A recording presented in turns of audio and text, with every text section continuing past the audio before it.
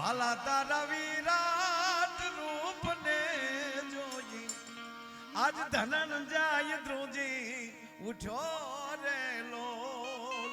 હે કૃષ્ણ હે ગોવિંદ, આમ જોયું તો પગ પાતાળમાં, શીશ આકાશમાં, ગંગા જમના સરસ્વતી નર્મદા સિંધુ કાવેરી હાડા હાટ કરતી જેમ દરિયામાં ભળી જતી હોય એમ કુરુક્ષેત્રના સારે છેડાને ભગવાન કૃષ્ણની ડાબી દાઢમાં દબાયેલા જોયા ને કીધું કે આ બધા મરી ગયેલા છે, તને નિમિત્ત બનાવું છું. વાત એટલી છે તારા સદી શ્રી સાહેબ, ભગવાન આપણને નિમિત્ત બનાવતો હોય છે કે લ્યો આ નિમિત્ત તમને બનાવું છું. એમ રાજુભાઈને, આ પરિવારને, અને એમ કહેવાય ગયો કે આજ સદગુરુ ભગવાને નિમિત્ત બનાવ્યા છે કે લ્યો આ કાર્ય તમે કરો. એટલે પહેલા તો એમના આખા પરિવારને હું ખૂબ ખૂબ ધન્યવાદ આપું. આવો રૂડો જ્યારે અવસર અને એ કાર્યક્રમમાં બારડ પરિવારના આમંત્રણને માન આપીને, આયોજક મિત્રોના આમંત્રણને માન આપીને પધારેલા મંચ ઉપર ઉપસ્થિત તમામ સંતો તેમજ સામે બેઠેલા તમામ મારા વડીલો, યુવાન દોસ્તો, માતાઓ, બહેનો, બાળકો, આ બધાયના ચરણોમાં જય ગુરુદેવ હું પ્રણામ કરું છું યાર. અને આમાંય જો હારા ગુરુ મળી જાય તો જ સારું થાય. અને હકીકત પછી ખબર ક્યારે પડે કે ગયા પછી જ્યારે એમ કહેવાય પછી જે અનુભવ થાય ને એ સાહેબ ક્યાંક જુદો અનુભવ થતો હોય છે. વ્યક્તિ કરતા પછી એનું પદ જે કામ કરે એ કઈક જુદું કામ કરે. માયાભાઈ પોતે જ્યાં મારું ખાતું ઉધાર હાલતું હોય એકચ્યુઅલી તો સાહેબ હું લેવા જાઉં ને, સાહેબ હું પોતે લેવા જાઉં ને તો પછી એમ કદાચ દુકાન વાળો એમ કહીએ કે માયાભાઈ આગળના બાકી છે એ તો જમા કરાવો. એ હું જાઉં તો કે પણ મારા છોકરા ગયા કરતા હોય તો એમ નો કે તાર બાપાને કે છે એટલું તો પદનું માન. તમારી ગેરહાજરી છે અને સાંભળી લેજો, ગેરહાજરી જેથી હૃદયમાં સતાવા મળે ને ત્યારે માનજો કે ભલે ગમે અહીંયા બેઠા હોય પણ તમને યાદ તો કરે છે, એમાં કોઈ શંકાને સ્થાન નથી. ભલા નહીતર તો બે ગુરુ શેલો કીર્તિભાઈ આમ બેઠેલા ગુરુ શેલો, અમુક અમુક ગુરુ એમ હોય ઝૂંપડીમાં બેઠેલા રાતના મેઘલી મંડાણેલી પણ બે આળહું ના પીર, બે હાવ જેસા ગુરુ વેસા શેલા. ત્રણ ત્રણ દી તો ભીખ માગવાની ભૂખ લાગે નહીં. એ કે કેમ બહાર નીકળ્યું પણ સીધી ન હોય, ઘરેલી કંટાળીને છા હોય એની વાત કરું છું. ઘરે કામ કરવામાં બાપાએ બળીઓ માર્યો હોય ને એમ કે હવે રહું તો નહીં અને નીકળી જાય, અથવા તો ઘરવાળીએ કંઈક કીધું હોય અને પાછા અમુક અમુક તો બાયુને ગગલાવે બહુ. હવે જો મને કંઈક કીધું તો બાવો થઈ જાય. હા તું અહીંયા ઘર નથી સંભાળી શકતો એ સમાજ ક્યાંથી સંભાળી શકે? એક ભાઈ અમારે જમવા બેઠેલા અને રોટલી થોડીક દાજી ગઈ, થોડીક ક્યારેક તેવું થાય અને મળ્યો ખીજા ભાવ આ રોટલી દાજી ગઈ, આખું છે કે કોડિયું છે? એને પત્નીએ કીધું કે હું બનાવું જ છું, મૂકી જો ને દાજેલી હોય તો બીજી મૂકી, હું આપું બીજી. બીજી રોટલી આપી, તેમાં કુદરતી પાછો વાળ નીકળ્યો રોટલીમાં. આ બધું વાળ ને દાજેલું ને એ બધું લગ્ન પછી 20 વર્ષ પછી દેખાયો, પેલા ના હોય. એમાંય લગ્નના પહેલા 5 વર્ષ ભાઈ ભાઈ હો, હા કોઈનો પલો ન પકડી શકે. અને એમાંય ભાઈ જે હાવ નવા નવા પરણેલા છે સાહેબ, અત્યારે જે ફરવા નીકળે જોઈએ આપણે,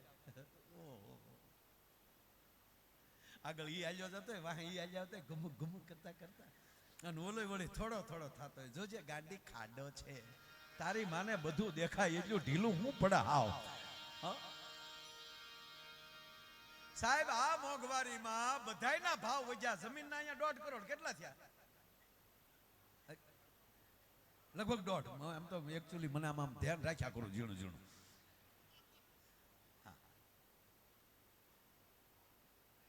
તું બેસી જા ઘડીક, તું ઘડીક બેસી જા. હું તો આ છોકરાને સાહેબ જોઉં ને તોય મને એમ થાય કે ભાઈ ભાઈ આને હું પૂન કર્યા છે આ ટાઈમે જેનીમાં. ખરેખર વડીલોને પૂછો, અવડા અવડા આપણે હતા ભાડા થવા કપડા મરી ગયા, ખાખી સડિયું પહેરી પહેરીને. ઓહો એ નિશાળ માલી મળક્યું તે પહેરતા,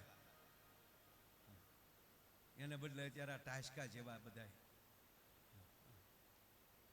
અહીં આવી જા મારી પાસે, પૈસા ઉડાડો ઘડીક મારી પાસે બેસી જાવ ને એટલે શું આવ્યું અત્યારે?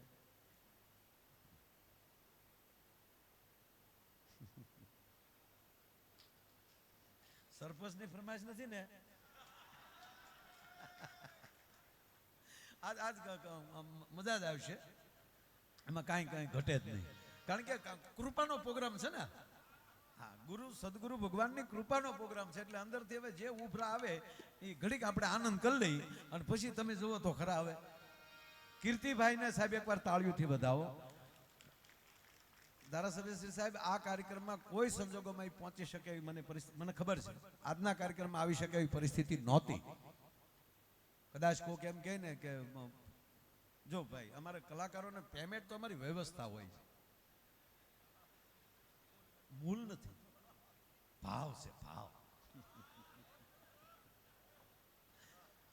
પણ હકીકત કહું સાહેબ કે આજ કદાચ કોઈ, કારણ કે એવો એક પારિવારિક અને કાર્યક્રમ પ્રસંગ, અને એની વચ્ચે સાહેબ આ બધાની લાગણીથી કીર્તિભાઈ અહીંયા આવ્યા છે ને, જોરદાર તાળીના ગળાથી વધાવો.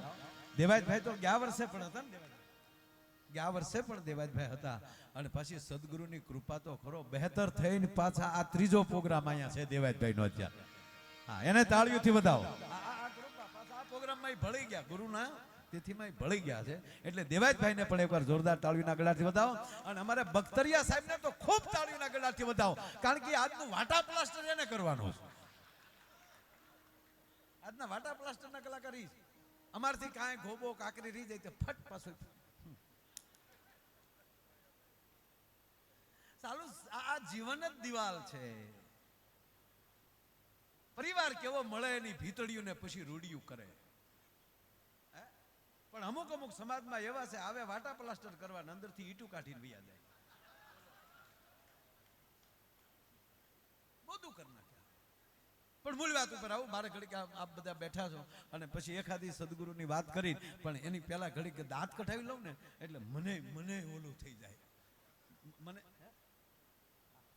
મને કીર્તિભાઈ, હું કોઈ પછી પ્રોગ્રામ 1-2 દિન હોય ને કારક, તો હું એકલો વાડીએ બેઠા